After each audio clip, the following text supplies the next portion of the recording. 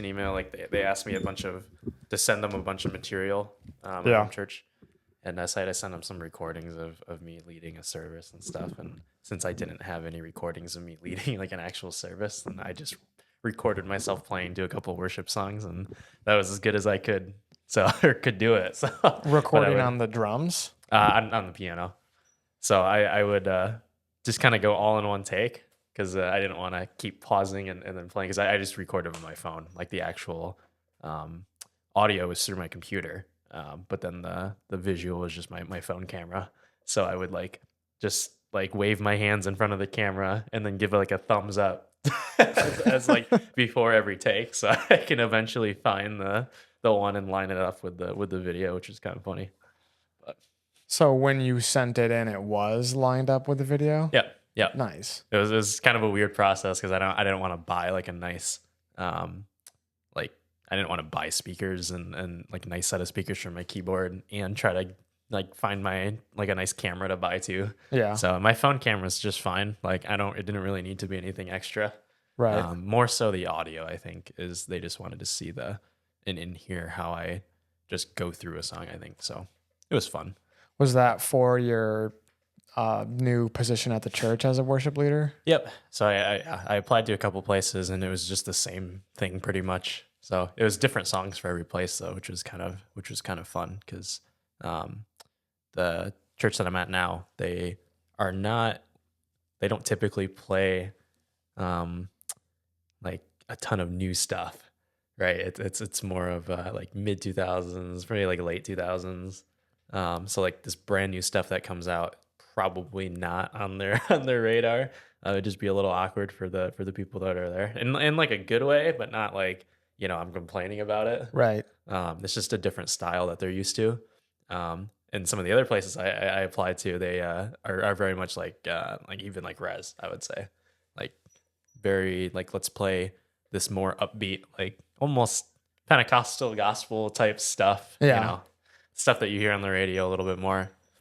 I'm not saying that it's bad, but definitely I'm used to hearing all that stuff. It sounds like you're saying it's bad, Brandon. I know, right? I'm used to hearing all that stuff already because I've been to different places, which is kind of nice. So sometimes I forget how many people back at home maybe are not used to going to a place like Res Life or like the Foundry is another one that's like kind of being like hip is the word, I guess. Yeah, it's hip. Yeah, that's not a word that I like using with church with that church, but it seems like right. But I know what you're trying to say with it. Yeah.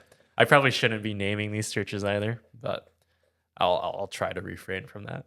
I'm going to tell them. I'm going to tag them in all the clips. They just have like a massive spike in like Foundry viewers as everybody starts commenting. It's like, who is this guy? Good thing we didn't hire him.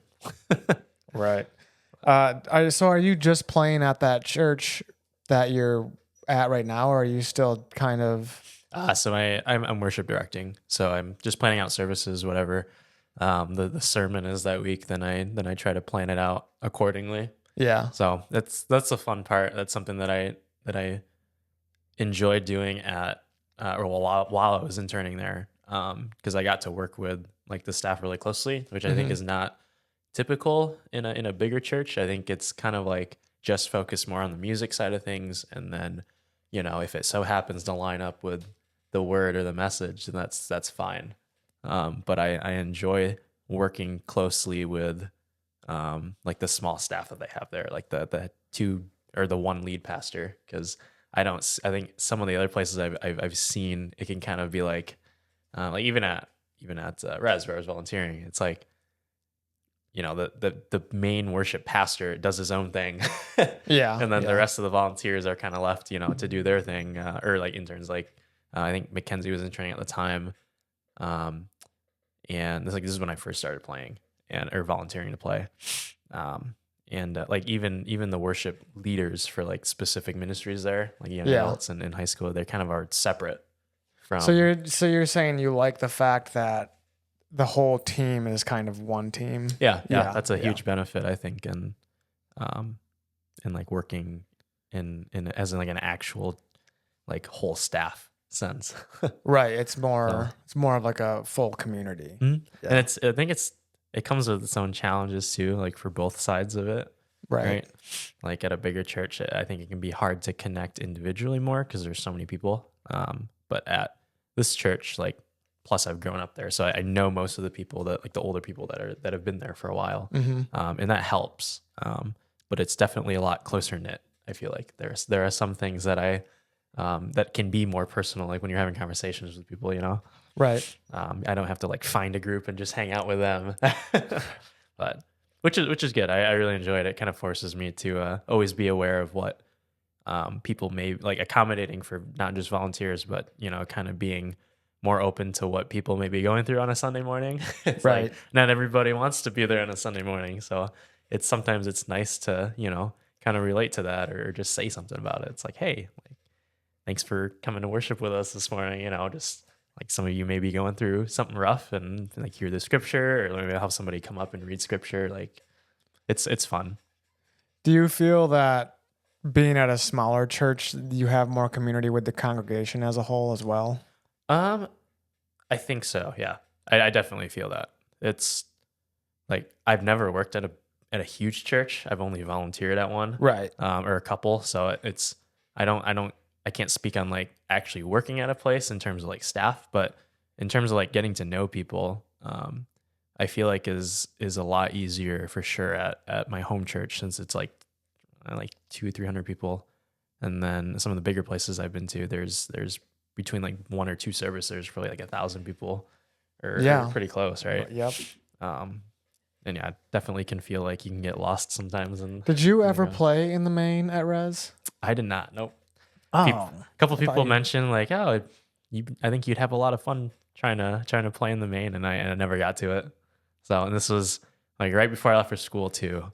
I remember it was Tiffany or Landon. They just asked me if I ever thought about playing in the main for like a Sunday morning, and I told them maybe, but I know that they have more rehearsals for that. Like if I were to play on a Sunday, then I'd have to come in like once or twice for rehearsal, and I don't think it ever lined up with my schedule. So, and they wanted to keep me for Thursday nights, so they Yeah, have to find people to play. it gets So, hard yeah, when that happens.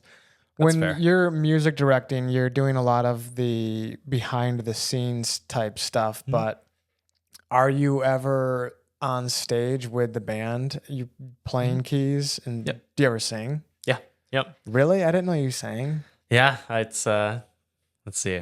When did I start interning there? It was last year. It was like end of May. I started interning there. So May of Um, 2023. yeah. Okay. Yep. And I would say that's really the first time I had to start singing. I sat down with he used to be the worship director. Now him and his wife moved to New York recently. Jeff, and we just kind of talked about, you know, what my goals were for the time that I was there, and I remember right away, like right off the bat, he's like, "Do you sing?" And I'm like, "I sing, but I don't know if I'm good at singing, and I've never had to sing for you know, anything." Yeah. And like I at that point I got pretty nervous up in front of people, right? Because I Yeah. didn't know how I sounded. I never took any vocal lessons growing up. And so he's like, all right, we're just gonna start doing it. So he pulled out his guitar and he's like, let's just sing a song right now. And just so I was like, wait, what? Just any Like song? it was the first day. Yeah. I think we sang it was God So Loved. So we started out with it was by like We the Kingdom. So it's kind of Yeah. like it's like a six or it's like a 4/4, you know, kind of a Fun rhythm. yeah, it's like a more Song. upbeat song. Yeah. And that was pretty challenging. I probably sounded awful the first time I sang, because we weren't singing like I wasn't actually. It was weird. I was singing, but I wasn't giving it even probably like 50%, just because it felt awkward to like fully sing out. Like if I'm on a stage, it's a little different. Especially when you're in a room with just like one other person. I think that's harder to sing or be vulnerable Yeah, versus in front of a group of people, which sounds like it wouldn't be that way, but it definitely is. yeah, yeah. No, absolutely. It's like if you can hear yourself too, that helps. So like I've appreciated the like what in-ears actually allow you to do. Like I've always used in-ears for like either mixing like my own stuff or you know, projects for school, but it's always been like I'm hearing somebody else's voice. So it's almost like I don't know, I mean, maybe this isn't true. Maybe it's just me. Like, regardless of how nice the audio quality is, if I'm just listening to a song, like I, it just is a song. Like to me, I'm not focused on, like I'm not noticing those things. So when I first started singing and like turning myself up, like I learned to appreciate all the other sounds coming in and actually like focusing on how to balance all those if I ever wanted to, right? Yeah. And you don't want it to get like too much, right? But especially at a place like that, like it doesn't need to be super fancy, but it was just kind of neat to almost have to relearn some of that stuff and playing too, right? I had to relearn how to play piano to help me sing better because at that point I was trying to like focus on the piano and just the piano and try to Yeah. make everything I can, and sometimes I just can't.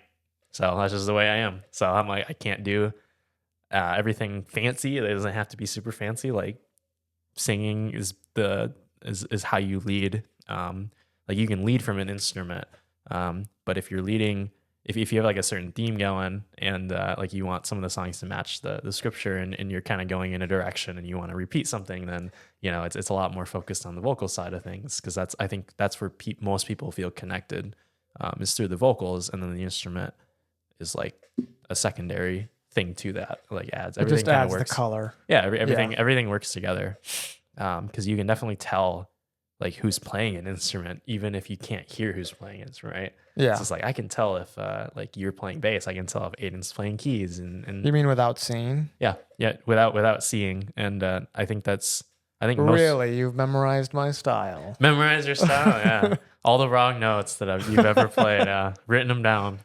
But Every service. every service, yeah. But that's just kind of like maybe that's not as common for like normal people. Maybe it's just because I am a musician, or like we're musicians, so we notice a little bit of those smaller details. But I'm like most of the time I feel like that's the case for me when I'm listening back on like a Sunday recording or like a live stream.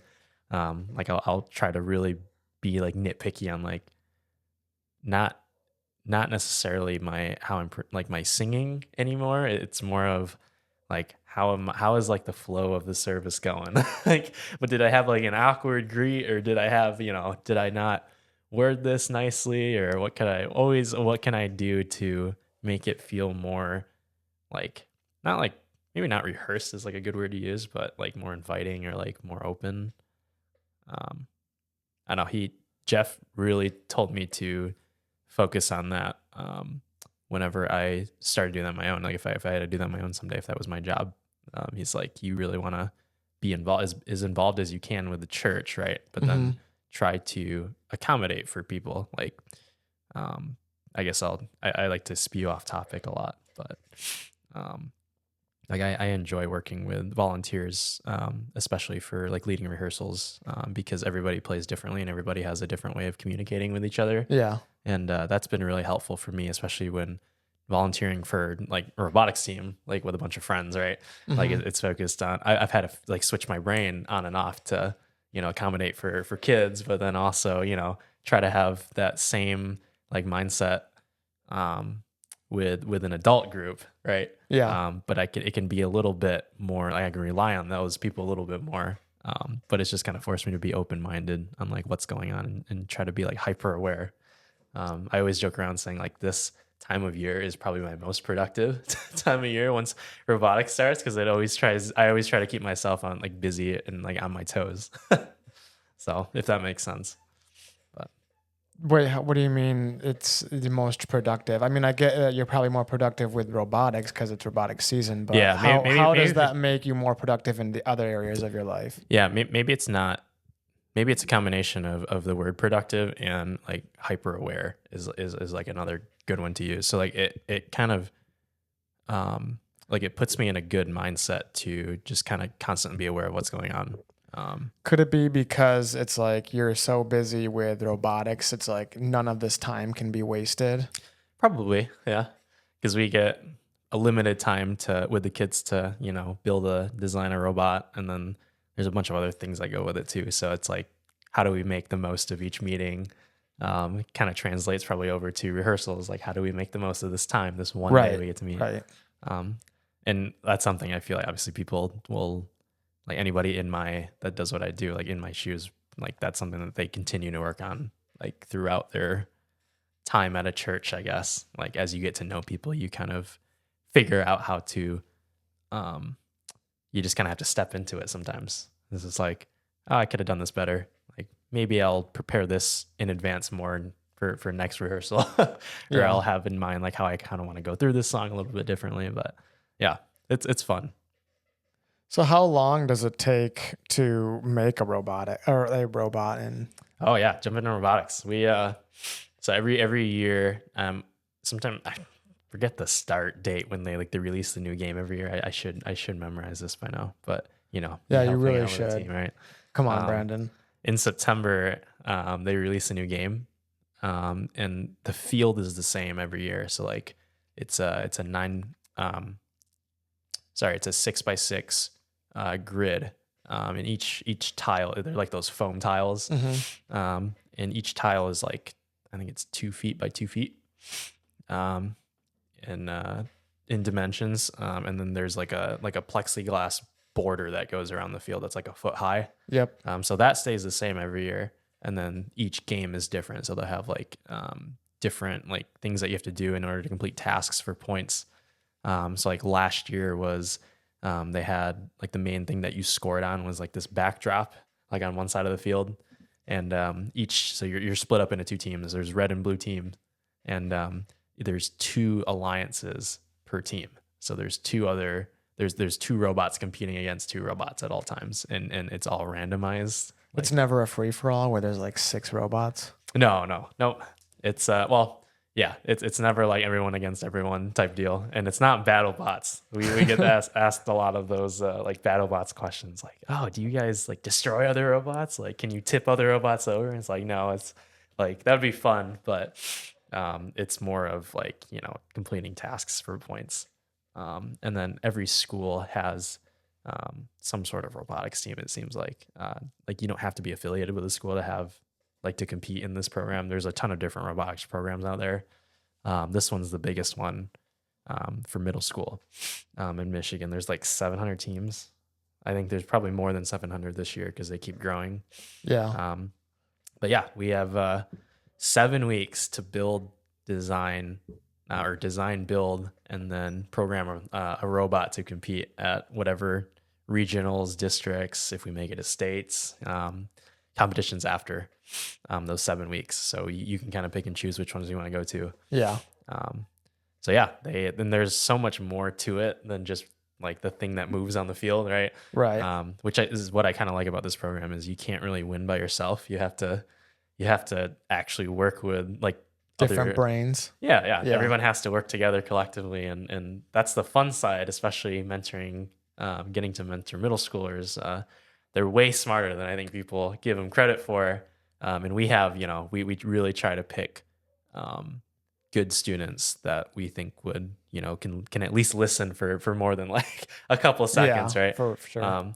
It's more of like we're not looking for students who necessarily can like design stuff or like, oh, I have experience using this design software, I have experience programming. It's like that's like part of it, but if there's a student who is really good at listening and they're super passionate about other things, but they like can convey that at tryouts, when we have tryouts, then we'll choose that student over some other student who may be really good at designing something but can't listen or is like super rude, right? Right. It's like, yeah, you got to be a team player. yeah, and I think that makes sense, right? I think that translates into the music world too. I think so. Yeah. Yeah. Yep. I think getting back to the tryouts thing, like we've gotten asked a lot of questions by parents, like, okay, why can't you guys have like everyone join, right? Because even that kid that like may have trouble paying attention or is like really rude, like those are skills that he can still work on if he joins the team, right? And we only have it's only my friend group, so it's like 5 mentors, and the max you're allowed per team before you have to split up into more teams is 15 kids. And so it's 5 mentors split up between, we have 13, and that's like, we feel like it's the most like comfortable number. Like each student gets to pick kind of like what subgroup they want to go in. So like once we're done with the brainstorming part of things like right away, like figuring out the game, like what do we want to do? How do we score? The kids will do like robot brainstorming, brainstorm what they want the robot to accomplish and like what strategy they want to implement for the game. They'll split off into different subgroups. So like there's programming, build, design, um, marketing, which is like presentation, portfolio stuff. Yeah. And then each one of us will kind of take over that group. So I kind of hop around with I mostly stick with design, but then I hop around with the marketing group too, because that's a lot of fun. That's like the creative side, so that you get some students who may not enjoy the CADing or like the programming side of things or build. So then they can do that stuff, right? Like there's a lot more. What is marketing? What do you mean by that? Because So like I'm thinking of they're trying to sell this to other people. kind of, it's like promoting the team. So like Okay. doing a lot of community event stuff. Gotcha. Yep. And you don't have to do that, right? Like Right. if you want, so there's different awards. There's like robot related awards. And then there's like team related awards. And the most prestigious one in this program is called the Inspire Award. And it's kind of, the name is pretty Inspire self-explanatory. Award? Yeah. Okay. And it's kind of like your team has really done well in all the categories kind of thing. Yeah. It's like, I think in the actual description of the awards, it's like a role model team is like the first in the first sentence. So it's like, okay, what does that mean? Right? Like you could have a great robot and like just destroy the competition, but then if you like you don't necessarily you can't win that award every single time, even though your robot might be the greatest. Like another team that really tries to promote their team by like going to like company tours or like sponsors, right? Because a lot of teams have sponsors to give them money for the season, because none of this stuff is free, right? Right. It's not funded by the school? No. Some schools do. Okay. We do not. So I mean, I think last season, just for traveling, because the kids made it to Worlds last year, that was around like 23 or 24 and a half grand just for travel, just to get there. As in 24,000? Yep.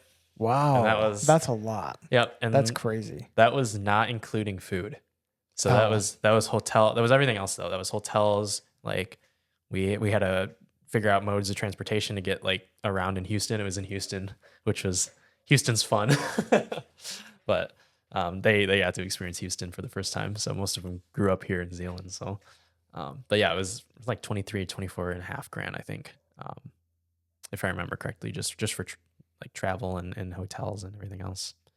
And then parents organized food while we were there. And then we actually had a GoFundMe, and part of that money I would say most of the money from the GoFundMe was actually for just food. So like each student got like a certain amount of cash, like if they wanted to, like if we weren't having like a team dinner or like a team meal, then they could go out and get food and stuff with their parents. So that was kind of fun. But yeah, a lot of the fundraising stuff is kind of up to the team. So most of it is sponsors last year. So 2 companies that usually sponsor us in like robot parts kind of way. Yeah. They gave us a bunch of money for travel when the team found out that we were making it to Houston. So that was awesome. And I would say most teams, it's like that. They get money from sponsors and like various people who want to donate money, which is still sponsors, right? Yeah. Not specifically like companies.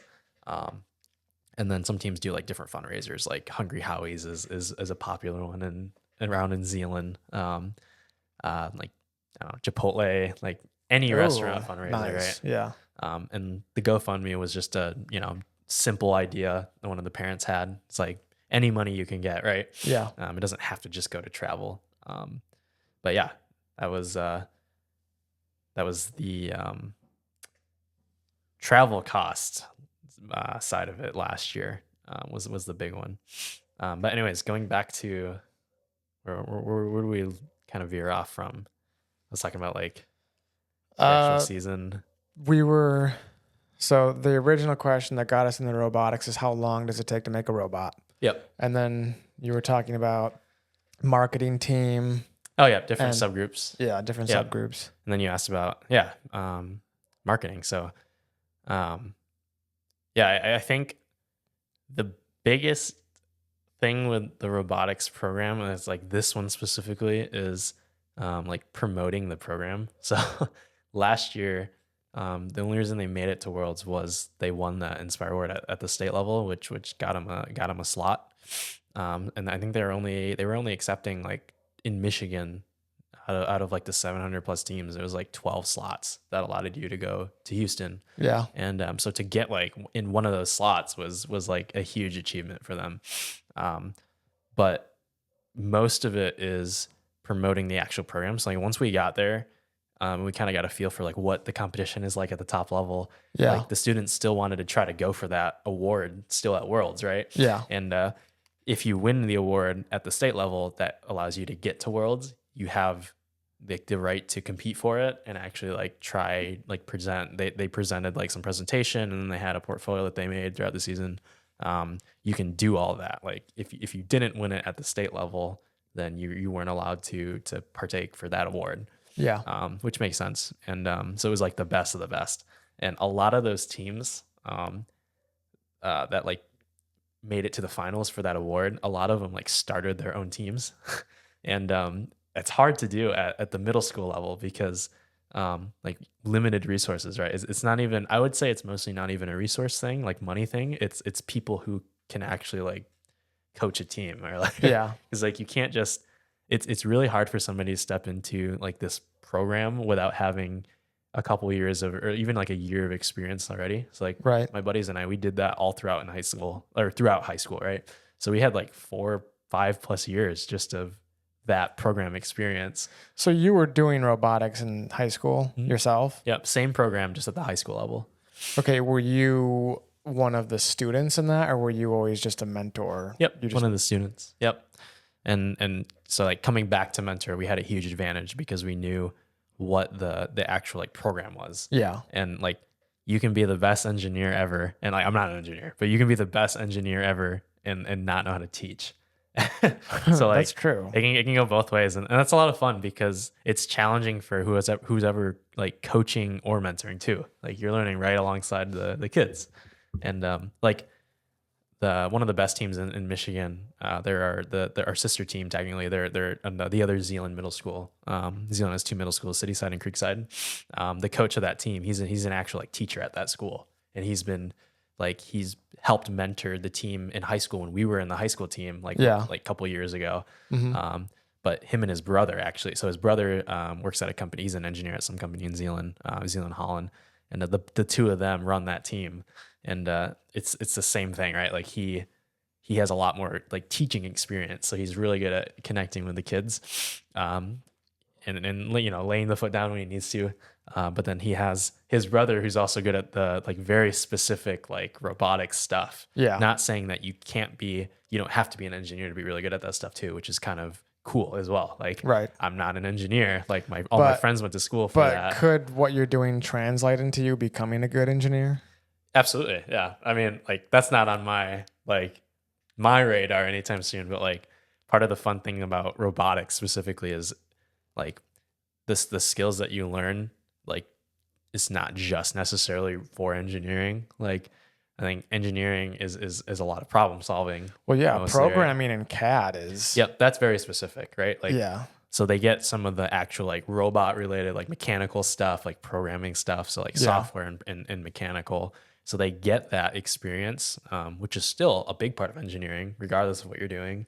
There's some useful skills in there, but then like the marketing side of things, like they you have to be able to Talk to like people. talk to people and Yep. actually like work as a team, and Yeah. that's the biggest part of the whole program. And like it sounds cheesy to say that, it's like it's not just about the robot, but like experiencing all the ups and downs of last year, like from our side, like mentors, like not not spending a ton of late nights at the school, right? Like that's a goal that we tried to have this year. Right.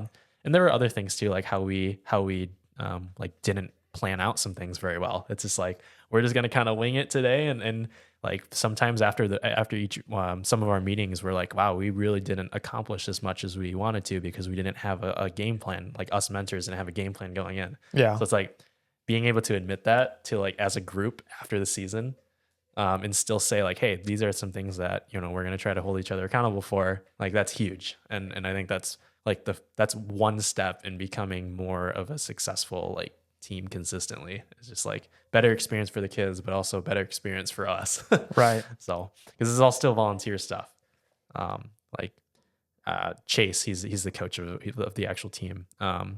He gets paid like $1,500 for the whole season from like Cityside directly. So the school technically gives him money, but it's $1,500. Yeah, it's I not. think we technically equated it to like 3 cents an hour last season. One of the kids like did some math for it, and he's like, "Yeah, you roughly get paid like 3 or 4 cents an hour." It's kind of funny. Um, and yeah, so he spent most of that money just for like he bought the team like a 3D printer, or like bought the team like parts that we order from online or something, from various vendors. So didn't really use that money for anything personal. But I think that's what most people do. If schools give them like a certain amount of money, they just use it for the team. Well, So could it be that eventually when you win state or worlds enough, the school will look at this and say, "Hey, we should that's a probably great put question. more money into this"? Yeah, absolutely. They allotted us a classroom this year. It's still used throughout the day, like normal teaching hours, but it's only for 1 hour a day. And so they're like, you guys can have this space. You'll have to work alongside of whoever teaches in that classroom during the day, just to make sure we're not hogging up the whole classroom necessarily, right? But we get enough. We have enough space in that room for a full field. And how it's been in years past is we would usually buy like half the field. So like every year when the new game's released, like as soon as it's released, you can like you can do pre-orders too of like what the field's going to be. So you get the field parts and they have to get it to you within like a week. Yeah. And we've only used to buy like half the field because we never had space for the full field, even though we had all the tiles and all the other stuff to do it. We just didn't have the space. And I should reword that we had the space, but we had to like tear it down afterwards. So it wasn't Yeah. really worth, spending half an hour setting up the field and then tearing it down every single meeting, Right. especially when you meet like 3 or 4 times a week. So it's like, as soon as we get our own space, then we'll consider it. And yeah, they gave us a classroom this year and we can use like the whiteboard in that room, and it has a TV like on an arm. So it's pretty updated. And I think that's even better than most teams, right? Like there's probably a lot of teams out there that don't have even a whiteboard to do stuff on, or even like their own space for a field. But then yeah, we're allowed to leave that just set up. And that room is usually locked after the 1 hour that they teach in there, and people can like walk by the windows and see the field. But then we're also allowed to use the space like around that classroom. So like right outside the classroom, around the corner down the hall is they call it the LGI Center. I don't exactly know what it stands for, but it's like an updated like kind of I don't know. It's like a space for just learning. So they have a bunch of breakout rooms. And each breakout room has like a sliding door, so you can have like privacy if you want it. Yeah. But each room has a whiteboard and a couple tables set up in it, which is awesome because we can split them up into groups for like brainstorming, whatever, or like if programming wants to meet somewhere else, then they can go in one of those rooms and do stuff, like hook up a laptop or TV or something. And then all of our tools, they gave us like storage space, like up in a loft, like downstairs. So where everything's upstairs right now, like all of our main, Yeah. like our field's upstairs. So it's kind of nice because it's separate from the rest of the school. So like whenever they have like basketball games or like sporting events going on in the gym there, then it's not on the same floor as that. So like whenever we're meeting, sometimes it conflicts. So it's kind of like Conflicts as in noise wise, yeah, or yeah, okay, or just like a lot gotcha. of people too, right? Yeah. So sometimes that can be a little distracting, Right. But yeah, it's tremendous, just that they've been able to give us all that space to use. It's Yeah. not like our space, right? But the fact that we can at least set up a full field and then store our tools somewhere, like that's huge. You would just think that there would be more funding for this kind of thing because of all the. I mean, Yeah, you're learning a lot of valuable skills Yep, in and this. it's been hard for Zealand, I think, to advocate for more of that because it's a very sports heavy district, which is fair. Like there's a lot of sports and there's a lot of kids, right? But I think that's And for Dutch any, tall people right, who right. play sports. And that's for like any district, right? Yeah. So I think the biggest thing, so I'll say this first. The coach for Creekside, I probably shouldn't say his name. Yeah, don't say his name. But we had him all as a teacher in middle school. So Yeah. like he's a great guy, and we know him like personally outside the team. He has been trying to advocate for, like, he's been trying to go to the board to get some more money, like the state to get more money for first programs. And the biggest argument against it is there's not enough success yet, because they're one of the most consistent, like, best teams in the state, but there's not enough like success in Zealand is what they say to actually allow that. And that's, it kind of sucks because I think that the future of kind of some of the future of learning is headed towards like robotics. I'm seeing it a Yeah. lot. Like it's becoming Yeah. more popular every year. So like, and each school is like implementing something like similar to that. Like Granville, like they just had like a $4 or $5 $6 million building installed just for robotics. And like part of the reason why it was so expensive is because they want to have like, they want to host events there, is what I've heard. So like that building accommodates like them being able to host like 40, 50, 60 plus teams there that are all using power at the same time, right? Yeah. Like, so like that's part of the reason why that building is so stinking expensive. And plus it's just a separate building from just for robotics. So like there's probably a bunch of tools in there that they can use. And I know Granville has, a ton of people that are on like different, they have multiple robotics teams for high school and middle school, I think. But yeah, I mean, that'd be awesome to have that for Zealand and try to get like all the schools together and make like a small-ish building or separate building Yeah. for just a space for robotics or learning. Yeah, it just seems like Um, that's how you get it to Yep. get more successful. Yeah. And I think I am almost positive that I hear the dog. I know. Right. It's. I hope it's not going through the mics, but you never know. Yeah, Oh maybe a well. little If you guys can hear it barking, I'm sorry. That's funny. They're probably like, man, his voice, there's like some weird reverb to it. But I think that it will happen over time.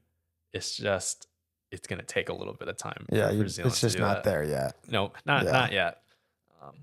But I mean, maybe somebody will finally be like, oh, that's I shouldn't say finally. Maybe somebody will decide to really try to help us or advocate for that on the board, or somebody who has, You need to able walk to do into that. the school board and slam your clipboard down and say, "This is what we need." Yeah. It's I think the biggest thing too with a lot of schools before they even consider doing something like that is like they need to see numbers, like participation. So last year we had like, I think it was 63, 64 kids that tried out, and we only had like 4 or 5 slots. And because we weren't able to split off into 2 teams, we And just didn't each have slot is one kid. yeah. So Okay. we had a couple kids graduating, and then we had a couple returners, right? Yeah. And most of the time, like every kid still has to try out every year, but Yep. most of the time the same returners end up making the team again, right? Which is fair, but we still give everybody a chance. And I mean, this year we had, it was like 40, close to 50 kids. So, I mean, I would say there's a lot of participation there, right? Yeah. Like people are at least interested in seeing what the program is, and it's really hard to explain what it is to parents that have no idea, because they're like, I didn't like. We had a couple parents come up to us last season after like it was all over, and like we've gotten to know them throughout the season at that point, and we've got to know their kids, right? Mhm. And it's like one big family at that point, and they're like, wow, like we didn't realize like how much, like how involved it was. Like we didn't realize how intense like the season can be. Like my kid was learning and putting in so many hours every week doing this on top of like trying to do their best in school. Yeah. Well, most people So- just see the end result. They don't know how much time and effort Yeah. is yeah. actually put into things. Yeah. And that's where it's kind of going off topic a little bit. Like that's where the marketing, yeah, I'm that's where just the, kidding. no, that's where the marketing subgroup can be a lot of fun, because it's like maybe part of your goal for that season in that group is figuring out how to like get your team out there. Like what is what you do? Like what do you guys do? And like not choosing not to step in too much as a mentor unless you absolutely have to is hard, because you want to do that stuff. And there are some things that you do, but you let them, take charge. Like if you're not letting the students take charge, then there's really no point because they're not going to have fun. They're not going to learn, and you're not going to learn either, right? Yeah. So it hurts. Like nobody wins Right. if it's just mentor led. But you still want to have that level of competitiveness too, and that's the hardest balance. Like we had parents that when their kids didn't make it, the biggest question was like, oh, why can't you guys have like 50? Why can't you guys accept all 50 kids, 60 kids? And it's like, I wish we could. I really do. Yeah. But we just can't. We don't have the mentors. And we think that that's a huge deal because if you have like 4 or 5 kids that do everything, like more than half the team's not going to be able to do anything, and they're just going to not have fun. Like what learning is going to be done? Right. And well, that's just how the world works, though. Like, I think not so. everybody's I going think to so. be able to get in, and I don't know why. Yeah, I mean, I do feel bad. Like, Yeah, right. It's sad, but it's yeah. at the same time, it's just not realistic to Yep. have everybody do it. that was this season especially. That was because Chase has only been head coach for 2 years. Yeah. I'll say that you can edit that out if you want. Well, they don't I know like his you last guys. name, so Yeah. nobody's going to know. There's There's plenty of people named Chase. I'll say where he lives in his soch, but afterwards, but he this is his second year like as head coach, and he's had to learn so much on like how to communicate with parents, one, and how to like communicate with like our friend group, because like none of us wanted to be teachers, right? Like none of us are teaching for our jobs, Right. and I would say even for the rest of the guys, like I think working at a church, it's different because I just see a lot of people, and I just get to do a lot of that stuff. It's like part of what I do. Yeah. Like they might get to, I'm not saying that they don't get to talk to a lot of people, but it's a little bit different because I think it's very easy for them to do their own thing. Like they can have meetings all one day, and then the next day he can just be sitting in his office, just, working on his own project, just tuned out to the rest of the world. So sometimes it's harder for them, I think, to connect or actually like work on some of those other skills is like the best way to say it. And like not in a mean way at all. Like I have my own things to work on, right? Like I'm not an engineer, so like all the ideas I have when we're just talking about specifically robot ideas, like when we're prototyping stuff with the students, like I might have an idea, but I don't know how to explain it, or like I don't know the math behind it. I don't know how to do that. And like if I'm not honest with them, and like if I'm like, oh, I can do this by myself, like I got it, like I know everything that's going on. If I don't listen to them, like they went to school for that, right? So you kind of all have to work together, and like it helps that we're friends, right? Right. Like throughout high school and everything. So like we know each other very personally on that level, and that's not the same for a lot of other people, I don't think. And that's a huge upside to, I think, our team. We've talked to so many other teams that have a lot of it is run differently. A lot of the mentors may do a lot of this stuff, and fair. But we care about more the students kind of leading more of it, even though it might be harder to teach them down the line. We might be way behind on the robot, but we can still be really competitive. We think it just may take a lot more time because they're trying to do it. We're trying to teach them. So if that you makes sense. prioritize teaching the students rather than prioritizing winning in this instance. Yep. And I'm not saying that we are not like super competitive. Like Right. Like I think not without like bragging. I think I think we have the skills collectively to like make a good robot. You and your something friends. that that competes well, right? Definitely not we're not saying we're the best robot, because some of the stuff at the highest level is just crazy. Like like they have. I'll explain that in a second. It's different at the higher level too, in terms of like competitiveness. But yeah, I think we have the skills to like have to like reach the students' goals, if that makes sense. Like we always try to tell them, like, if you want to do something, don't try to limit yourself on like what you've seen other teams do. Like just because you've seen another team do something not successful doesn't mean it's doesn't mean it's impossible to do. Right.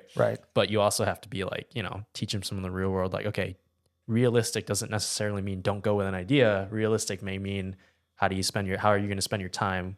What are your goals when you're trying to prototype something, like, or when you're having a meeting? Like, are you just like, if you don't log some of this information down, like it may seem boring, right? Yeah. Like I'm just going to sit here testing out a wheel, acting upon like a game piece.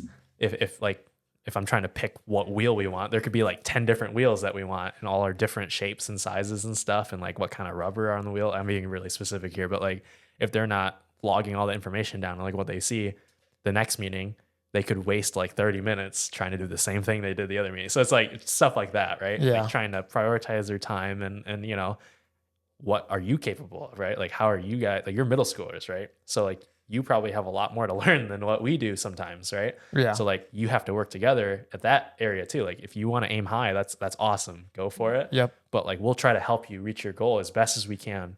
But we're also not going to let you go down a path that's like hurtful. If we think it's going to be like hurtful or like not productive, Right. then we'll say something, right? Because I think that's there's like that's hard too to balance, right? Like sometimes you want to let them fail, but other times like you want to step in and actually prevent that because you know it won't be like beneficial. You know that they'll be able to understand it, like why it's hurtful. If that kind of makes sense. Yeah. Maybe I'm not explaining it this way. But I really feel like it's just a balance a lot of the times. That's really how you get. That's how you learn and that's how you get better. But yeah, I think I mentioned something about like different competitiveness levels at like Yeah. There's like a higher level. yeah. So in Michigan, the program is first robotics, and they have separate like robotics programs ish. So like the high school that we did, you build a bigger robot and it competes on like a bigger field, way bigger field, so that's FRC, First Robotics Competition, and that's just high school in Michigan, and everywhere else. But in Michigan, they only allow the middle school team to compete with the FTC program, which is First Tech Challenge. That's like supposed to be middle school level, you know, it leads you into FRC. It's a smaller robot, smaller field, like way smaller field. But it's still super competitive. The unfortunate thing is every other state in the world or every other state in the US and like every other country, they allow high schoolers to compete. So they were going up against like high schoolers in Houston. So Michigan doesn't allow? Nope. And I don't know what the decision process was behind that, like originally, but they can't change that right now. There's not like a good way to change that or limit it for all the other like states in countries because there's like thousands and thousands of teams out there for FTC now. And if they were to regulate like, oh, you have to be middle school to compete, they're going to lose more than half their teams. So like they don't want to, I know they're not going to want to do that, but then you can't just say, oh yeah, Michigan high schoolers can compete in Michigan because you know, you have already said that like high schoolers can only compete for FRC. So so there's not really a good way to do it since they made that decision. But that's the I want to say downside because there are some pros for them to compete at that level, but like they can't drive. Like they can't, these middle schoolers can't drive yet. Like some of the teams we were going against, legally. yeah, right. Some of them bike to school, right? So maybe I guess they can sleep there, right? But some of these high school teams at the top level, or a lot of them, are right out of somebody's like garage. So like they've been competing through FRC. Like they did Lego League, which is like first Lego League, which is like preschool first through like fifth grade. Some of these top teams their kids on their team have been competing since that level all the way up and through like senior year high school, right? Yeah. So like they're not affiliated necessarily with a school all the time at these top teams, but they don't have a ton of like it's not like a consistent thing forever. So like a lot of these top teams, they are super successful and then they may just die out for a season. They may just be done because their kids graduate and then they move on to college. So like what we're trying to do for the middle school team in Zealand is something that really hasn't really been done before, and that's trying to make it sustainable. So like when we leave, like because I don't want to be doing this forever. I don't think maybe right, maybe I'll be doing it as long as I can. But like if we take a step down for a couple of years and like somebody else steps up, then we want it to still be a continual like, okay, you are gonna get this certain amount of money from these sponsors as long as you keep up with the sponsors, right? Yeah. Like not a lot of teams. Who would able to do you that. want to replace you? Would it be the former students as the mentors? Sure. Yeah. I mean, I went to Cityside for middle school, so like I know that place. You know, I've been around it. It feels weird going back now, like stepping foot in that school every time. All my other friends went to Creekside, so the other middle school. Is Cityside like Zealand's middle school? Yep. Is that one closer to the city? And Creekside So yeah, is Cityside is actually like right downtown Zealand. So, yeah, right. so And then Creekside is Creekside's like less than 3-4 minutes away. Oh, So I thought it was going to be like out in the farmland. No, it's like right down the road. So yeah, it's everything's close to, even the high school is like right down the road. So it's kind of funny. But yeah, I mean, Cityside used to be the high school. So that's where both my parents went to high school. So, or at least my mom went there. My dad went to Holland Christian. So you guys just have been Dutch as long as you've been alive. I know. Can't you tell, dude? Come on. What? No. Yeah. Pretty much. I'm like one of the most Dutch Korean people you ever meet in your life. Noted. Besides the height. I mean. Yeah. I'm like, yeah. Don't you got Lacking. me? You guys got me on the height, but I mean you're not even Dutch, but I mean you're still tall. Yeah, I feel like all my friends are way taller than me. I'm the most non-Dutch looking person because I have the blonde hair and blue eyes, but That is fair, I have almost no Dutch. Yeah. That's funny. So you do robotics and you're a mentor. Yeah, I can talk about that. I can talk your ear off for forever about that. Oh, stuff, I know. right? But you also are doing the worship directing, which is a couple leadership positions. Is there a future Pastor Brandon coming? Future Pastor Brandon. I don't think so. Not right now. That means it's gonna happen. Right. Every time you say you don't want to do something or it's not gonna happen, you're like, that's the one it does. Yeah. It's not on the radar right now. Right? Yeah. Like, it's hard to say. Like, I don't know the future. Like, I try really hard to take some time and pray about stuff. Like, that may sound a bit weird to say, but like, I don't know. Sometimes I have no idea. Like, I feel like if I'm not just as a Christian, but like if I'm not constantly trying to, talk to God about some of that stuff, then like I'm doing it by myself. Yeah. Right. And that's really hard for me to do. That's really hard for me to take time and like talk to God about it. Cause sometimes I feel like I have to do it by myself, or I feel like it's easy. Right. It's, what's the good word? Like, it feels like it's fine. Right. It's fine if I do it myself. And like, I think somebody told me, like, I don't remember who told me this. It was pretty good advice. It was like, whether or not they meant it to be advice or not, they're like you're gonna make a decision at the end of the day by yourself, regardless, even if it's not something that you talk to God about, or like even if it's not something that God gives you for sure answer on. Like, you still have to make a decision sometimes, right? Yeah. Like, He's still gonna be there, right, with you, and like that was pretty helpful. It was just good to keep in mind. That doesn't. Not trying to like advocate for like doing it by yourself, but like, right. No, I know what you're saying. Because we've actually said this a couple times on this podcast, but I think sometimes you do have options when, so it's like you choose something and it's like you said, God's still there, unless it's something that you obviously shouldn't be doing, but that we all know that. Yeah. I mean, it's even for that stuff, like sometimes it's still like, it's really easy to get caught up in something, and then like months go by, like a year goes by, and you're like, oh, well, like, and maybe still, like, even in those moments, it's like, I mean, so maybe I'll get a little personal here. This is kind of neat. My dad, I didn't know this about him until he told me like a couple of years ago. He like grew up in Zealand, Holland all his life, and he was really big into computers, and he's a programmer now. So he started getting into it like right when programming was starting to become big. Like, they just started offering classes like back in his day. I say that like he's like 1,000 years old. But, sorry, Dad, but he told me that he just kind of just up and left. Like, when he graduated high school, he didn't want to have anything to do with like the church or like his family. And not that he didn't love his family, Right. Like, he just wanted to do his own thing. And I didn't know that about him. And he moved to Colorado, because that was the big where all the programmers were at the time.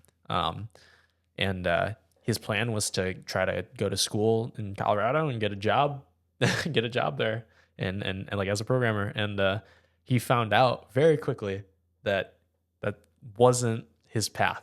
Like all throughout college, so he went to GVSU for a couple years, and went and took GVSU was here 1,000 years ago. yeah, right. So he went here for college. I should say. I think I got mixed up. He went here for college. He was going to try to move to Colorado to get a job. Sorry. Yeah. And like right at the end of like right before he left, he told me one of his professors just sat down and talked with him, and you're just like what do you want to do with your life? And like he never actually thought about it. He just was like, I know I like computers, but I've never actually thought about like what I wanted to do specifically. So like he just decided that he was gonna do his own thing. Like he said he was a Christian, but he said he didn't like actively try to pray about some of that stuff. And he just wasn't able to find anything out there. And then he had to come back home and like he had great parents that still loved him, right? Like, Yeah. and that's super important. But like he's one of the most like I'm fortunate enough to say that he's someone that I look up to in that sense. But he like really tries to stress the importance of like spending intentional time out of your day doing that stuff.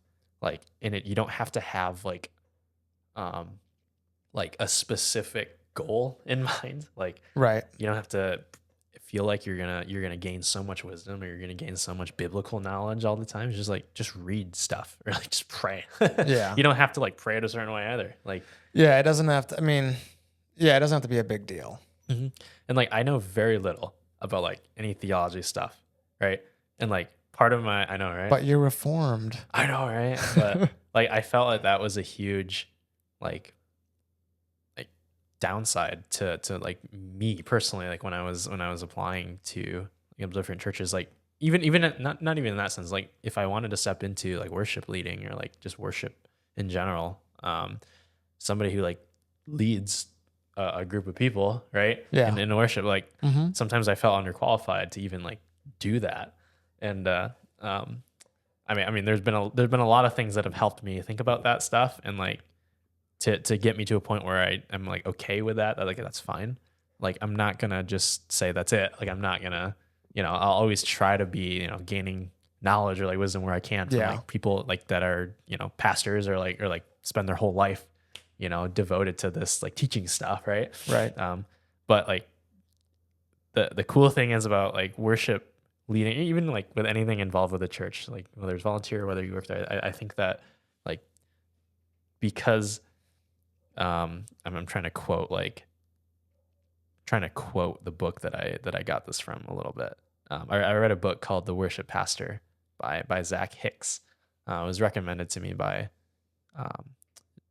Jeff at first, and we kind of went through this book together while I was interning there. And he the guy who wrote the book has like been around to a bunch of different churches, like big and small. Yeah. And he had like the same question at the end of the book, and it was a great way he wrapped it up. He was like, we're all broken, right? But we've all like some of us are called to try out this like worship pastor thing or like worship director thing. And I maybe it sounds a little bit cheesy, but it's like that was a great way of putting it because at the end of the day, like I don't know, it's you just have to spend as much time as you can, like even though it's sometimes it's overwhelming. Like part of the job is like getting to experience some of that stuff, like as a worship, somebody who's in worship. Like there's just a lot of things that I hear like throughout the week. It's like some people come in with like, this is what's going on in my life, whether or not they like mean to share it with you. Like that's what you see in a church setting. And it's really made me think of how different people are coming in to the church like every Sunday morning, because I mean, a lot of them don't have a worship pastor job. Some of them may just sit in an office all day or like deal with people. So it's like, I forget sometimes like people go through that stuff, if that makes sense. It's like all my buddies, like they have very similar jobs, but like, they might not know what to do in their free time sometimes. Right. Right. So it's like, how can I try to minister even though I'm not like worshiping at robotics even? Like, it sounds cheesy, right? But like, how can I minister to the kids still there, and to my friend group, like outside of the church? Like, that's one area I can do that in. Or like, if I'm volunteering in another church, like I can do the same thing. Like even at home, right? Um, it's a constant challenge, and it's I enjoy it, but it's definitely it can be hard. So What can be hard? Like just trying just keeping up um with other people's lives. yeah, Yeah. that and trying to be intentional, like as intentional as I can, with whatever time I have, because they're every day almost. I would say they're every day, like right before I go to bed. This is like, I don't want to do anything else. I'm just gonna go to sleep. Like, I know I didn't spend any time praying today. I know I didn't do any of that, but like, I don't really feel like it. And even if it's like 30 seconds to say a prayer, like 30 seconds. Yeah, it's long when You know? you're tired and you're Right? ready to go to bed. And it's like, sometimes I can, like, I'm just sitting there doing absolutely nothing, right? It's like, Yeah. I can do that. I can physically do that, and I still decide not to do it sometimes. And it's like, strive to get better, right? And I just hope to be able to have Jesus on my mind consistently that much. Yeah. Like, that is a real goal that I have, because I feel like there's every single time where, like, it's related to the job, like where I've felt challenged, like every single time, I'm able to like just keep him, like, above all the other like Yeah. stresses. Like, it does help. It does. And even if he doesn't give you an answer directly, like, he's still there, right? Right. And like, sometimes he shows you like down the line too. Like, my dad said that he's never, like, you hear some people say like, oh, God spoke to me. God said this to me. Like, I heard a voice. Cool. Like, that's awesome. But like, my dad and I, like, we've never heard a voice, right? I haven't And either. yeah, and my dad said like one time there was like an internal like job posting at his work now, and this was a couple years ago, and he was thinking about applying for it. So he prayed, and he, like, is this, I think he said like, is this like the right thing for me to do? Like, I'm gonna have to spend some more time away from home, to like get trained for this. Like, just give me a sign. And he was expecting like something audible, like, maybe he wasn't expecting it, but like, it would be nice, right? Yeah. And didn't hear anything. Like, he just kept praying, and after a week, he decided to apply for it. Mm-hmm. And they actually terminated the position. So like, they just made it something else, and or they weren't that position wasn't gonna be a thing, pretty much. Yeah. And so he was like, okay, I mean, that would have been fun to do, because it was just different than what he was doing. Yeah. And on the way home, he said that he passed like 6 or 7 billboards, and they all had the word no on them. And like, in the back of his mind, he's like, okay, I can think like, yeah, that's just coincidence, right? But like, maybe in some wacky way, like, that was his way of telling you no, right? I enjoy hearing like some stuff like that from him, because it's like, I don't know how God works because I'm not God. Right. I like to think that, oh, like, I can see God working through that in that way. Who am I to even like think that, right? Yeah. Like, he works in ways that I can't even imagine, right? And it's the same.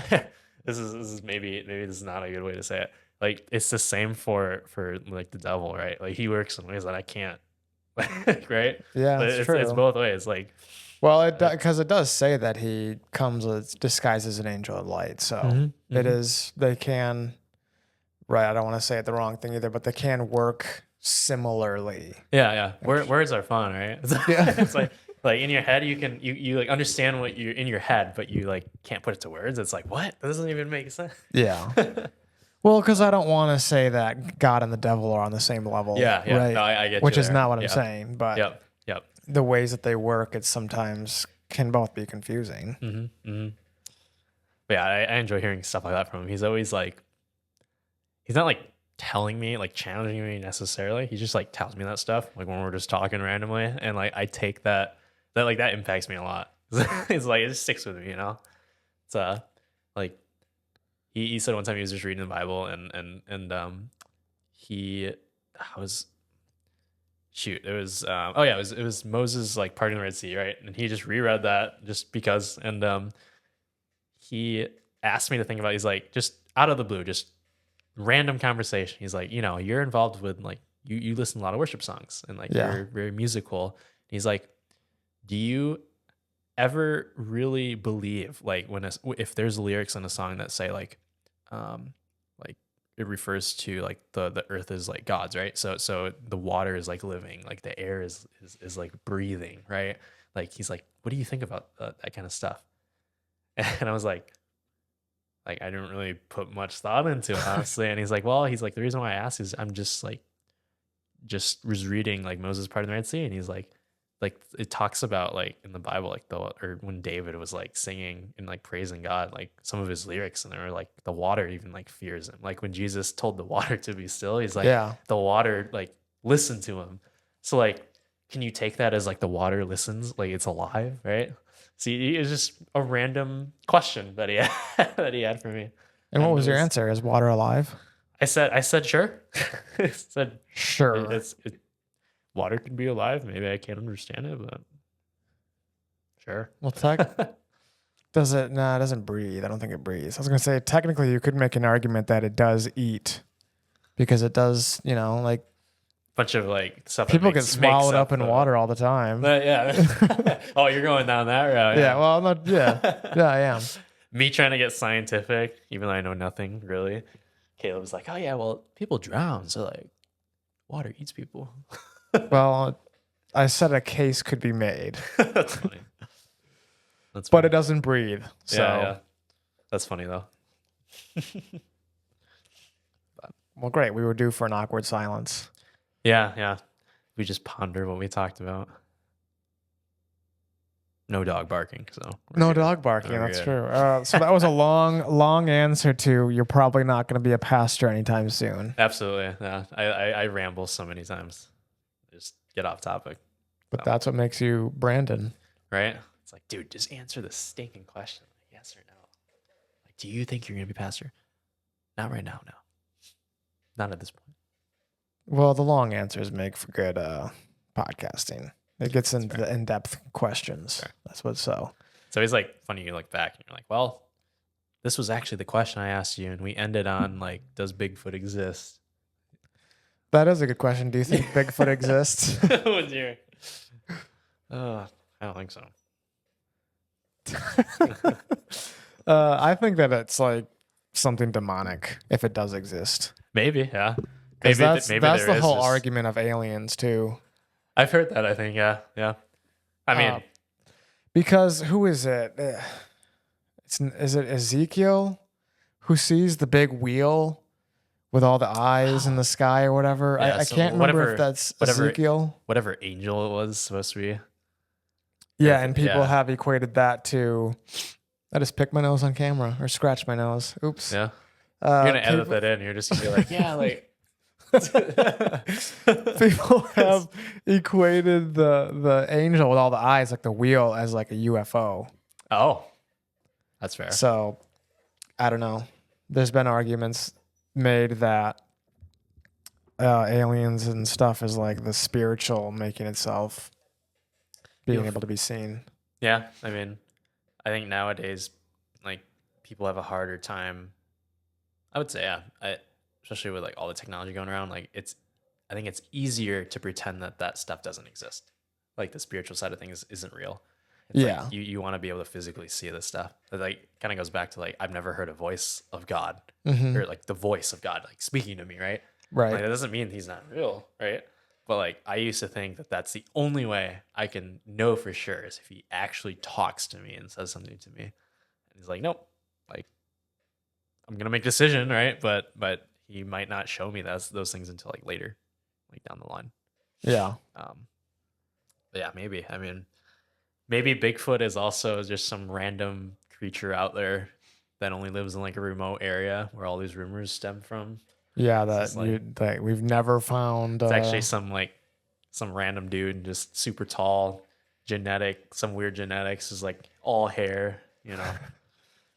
It'd be funny if all these years there's like a family that just ran around in those my costumes, just never got caught. You imagine if you stumbled across a cabin in like in the middle of Alaska, like wherever the story is stemmed from, in the middle of Alaska, and you walk in and it's like deserted, but you see like furry, like Bigfoot costumes on the wall. Like, I don't know what I would think of that. This is like, what the heck? And like, each one has like a year, decade when it was like made number one on in like news lines, like 2004. That's funny. All right. Well, Brandon, thanks for coming on. Absolutely. It was great to hear all of your adventures. Yeah, adventures. And all the things that you're doing. So I'm yet another person living their life. Yet another person living their life. Trying to do God's work. Well, sounds like you are doing God's work. So I appreciate it. Thanks again. And everybody listening, have a blessed week. And if the dog was in the recording, I'm sorry. Bye.